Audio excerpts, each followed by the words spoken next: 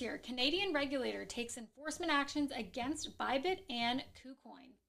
The Ontario Securities Commission has issued financial penalties against Bibit and Kucoin for violating securities laws and operating unregistered crypto asset trading platforms. The Ontario regulator announced that it had obtained orders banning Kucoin from participating in the province's capital markets and fining the exchange for more than $1.6 million.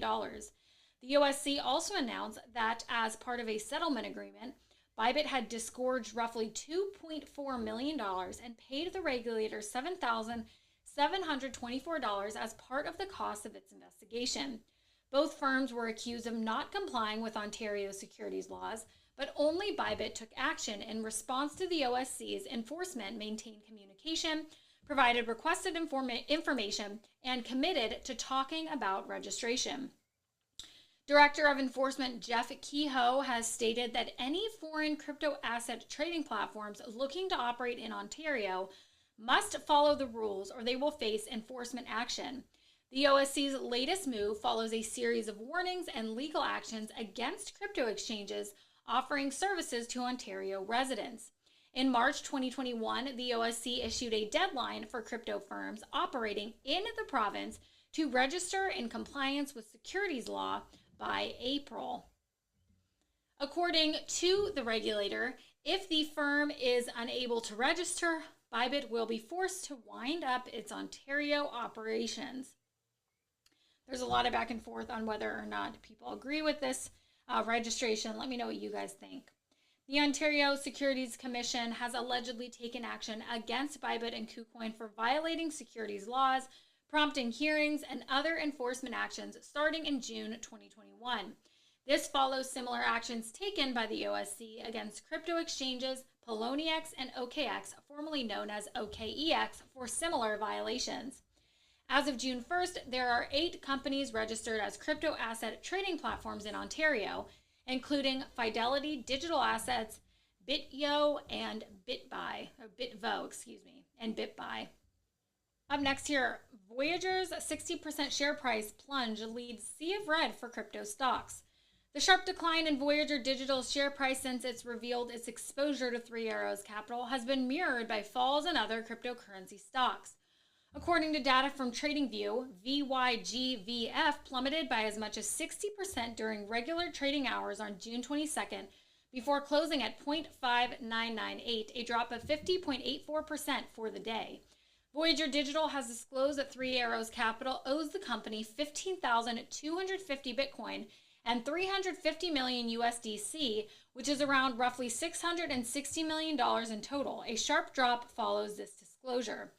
Voyager has given 3AC a deadline of Friday, June 24th, to repay $25 million, and if the full amount is not paid by Monday, June 27th, the loan will be considered in default. The company is also working with lawyers to explore legal action against 3AC if the venture fund is unable to repay its debt. In response to the company's current liquidity troubles, Alameda Research has extended a $200 million USDC revolving loan and a 15,000 BTC revolving loan. The company has also tightened its 24-hour withdrawal limit this week from $25,000 to $10,000.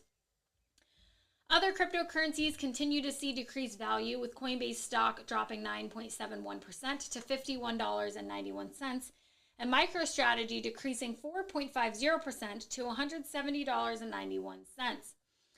Crypto mining stocks also experienced notable declines, with Riot Blockchain shedding 9.63%, while Bitfarms, Hut 8, Marathon Digital Holdings, and Core Scientific all dropped by 5 to 7%.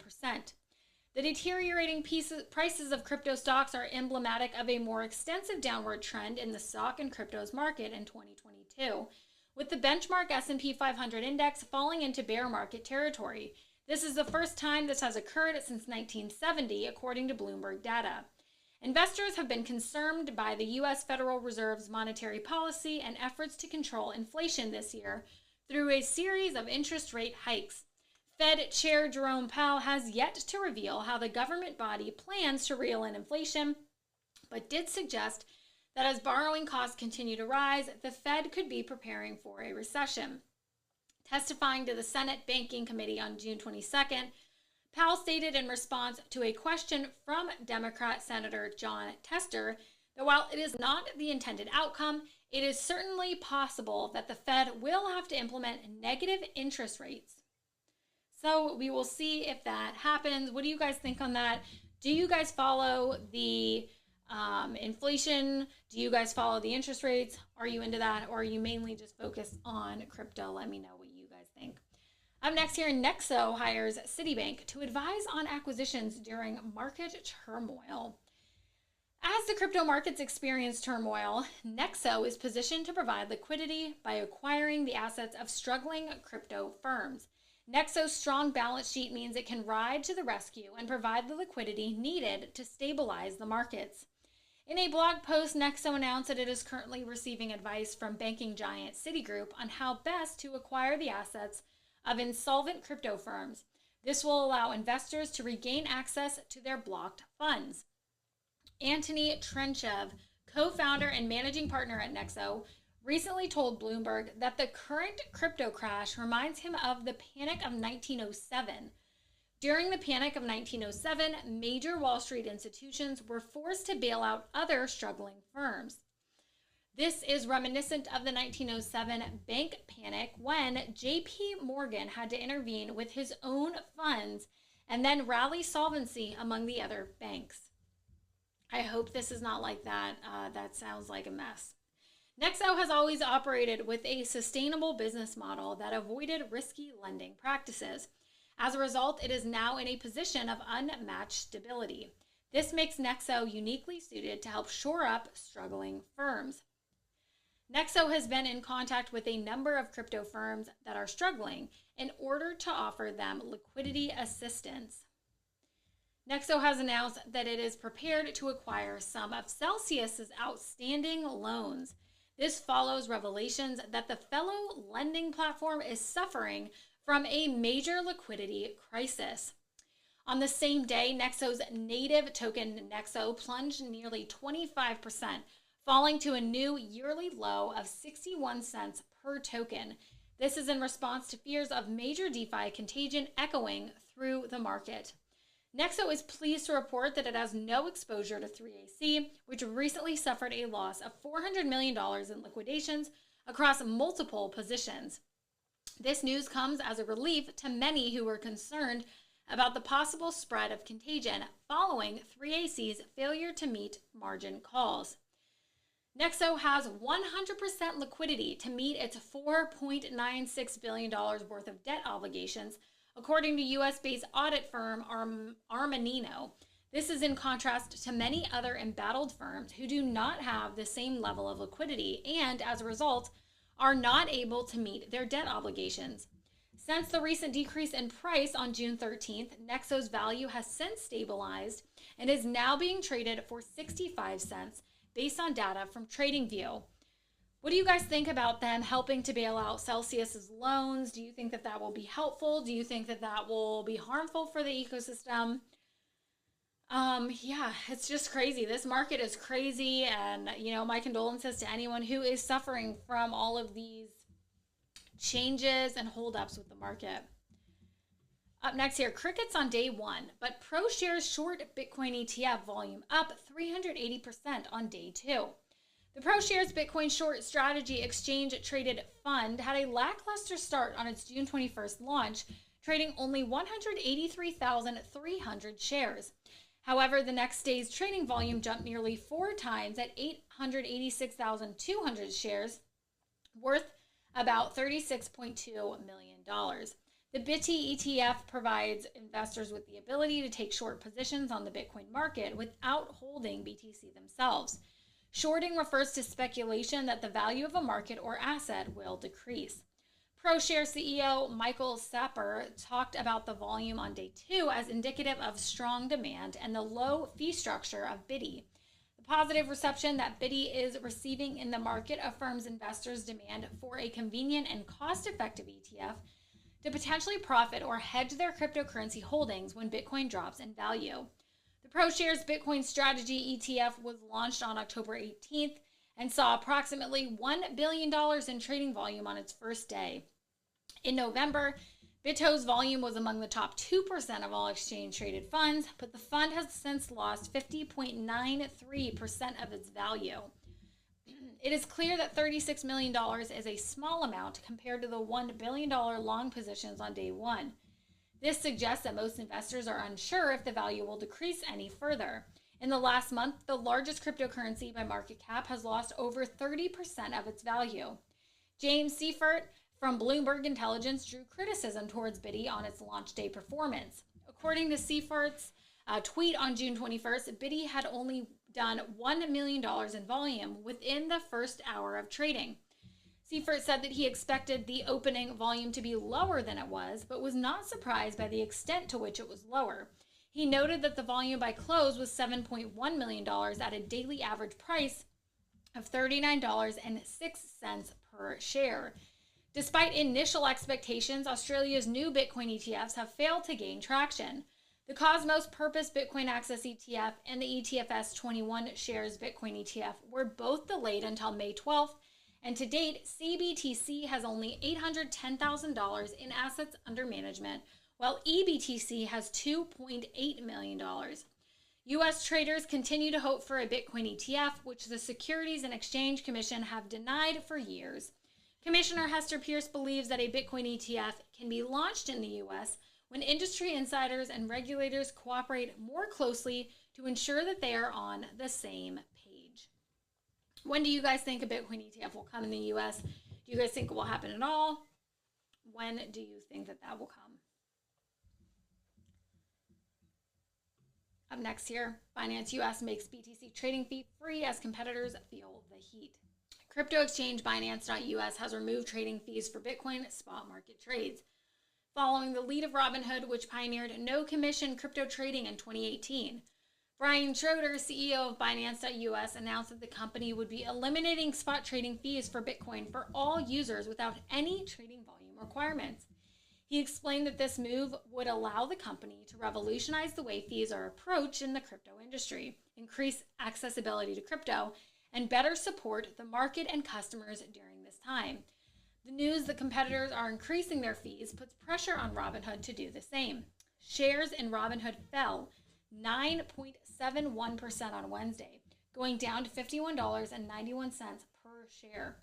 Coinbase's Coin, which is already at all-time low prices, saw its share price stay relatively stable, down 0.79% to $7.49 at the time of writing. Coinbase, Kraken, and FTX.us all charge trading fees that range from 0% to 0.50%, 0% to 0.26%, and 0% to 0.20% respectively. The fee charge for a trade typically depends on the currency pair being traded, the 30-day trading volume, and whether the order is a maker or taker order. Schroeder told Bloomberg on June 22nd that Binance.us would not be earning a spread from its no-fee transactions. He said that instead, the company would generate revenue from other sources, including a new staking service. He said that the zero trading fees would generate positive user sentiment that would bring us new users, and that there were plans to expand the list of tokens that would offer zero-fee trading in the future. He mentioned that at present, users of the U.S. licensed exchange could take advantage of the fee-free trading on 4 Bitcoin spot market pairs, BTC-USD, BTC-USDT, BTC-USDC, and BTC-BUSD. In a tweet to his 8,200 followers, Schroeder announced that the company will also be implementing a new tiered pricing model set to go into effect in the summer. The 3-tiered system will be divided into free trading on certain cryptocurrencies, Tier 1, determined trading fees on a per-asset basis, Tier 1, and an expectation of more information on this system in July, Tier 2. Binance.us was formed in 2019 as the American affiliate to Binance. The exchange is managed independently from the main company and offers cryptocurrency trading services exclusively to American traders. Robinhood was one of the early pioneers of zero-fee stock trading, with its founding in 2014, prompting a number of online brokerages to follow suit in the years that followed. The company began offering no-fee trading for cryptocurrency in 2018. Even though it doesn't charge fees, it is able to earn a spread on its no-fee transactions. In trading, a spread is the difference between the bid or sell price and the ask or buy price of a trading pair. So there that is. It is what it is. How many of you guys like to utilize Binance if you're in the US? What do you guys think of it compared to other platforms? I'd be curious to know what you guys think and what other platforms you guys use if you don't utilize Binance. And last but not least here, rush of radical rulemakings. Hester Peirce criticizes the SEC agenda. In a recent interview, SEC Commissioner Hester Peirce spoke out against the newly released SEC agency rule list, saying that many of the included regulations were implemented in an unreasonable hurry and that crypto assets were unfairly ignored. Commissioner Peirce released a statement concerning the SEC's spring 2022 regulatory agenda and the SEC agency rule list. Commissioner Peirce, who is sometimes referred to as the crypto mom for her strong positive views on cryptocurrency, referenced the agenda in her statement and highlighted the SEC's commitment to cryptocurrencies and other digital assets. Peirce noted that one of the proposed rules, amendments to Exchange Act Rule 3B16, could regulate crypto protocols or platforms through an unmarked back door. In a subsequent speech, she enumerated 4 areas where improved regulatory clarity would be especially welcomed with respect to cryptocurrencies. I think a lot of people agree with that. A lot of, it's very controversial again. A lot of people don't want regulation. A lot of people do because it would help just make things more clear in how to operate in this space. These comprise defining what constitutes a security, questions relating to custody, and the contentious Staff Accounting Bulletin 121. In his critique of the SEC's agenda, Peirce argued that the agency has set forth flawed goals and has failed to focus on its core mission. She claimed that the SEC has instead chosen to focus on hot-button issues that fall outside its area of expertise, such as diversity, climate change, and human capital management. The agenda also reflects a rush of radical rulemakings, according to Peirce, with short comment periods and market participants forced to implement multiple rules simultaneously. This risks setting off the regulatory version of a rip current, with fast-moving currents flowing away from shore that can be fatal to capital markets. Commissioner Peirce often takes a different stance than the rest of the SEC board, especially when it comes to cryptocurrency.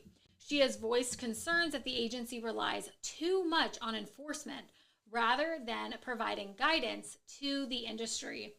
I agree. I think that guidance will come when they are more educated in this space. I think it's just a matter of time. That's all we have for you today. Thank you guys so much for watching. Make sure to like, subscribe, hit that notification bell, leave a comment on what you want to see in a future video, and we'll see you next time.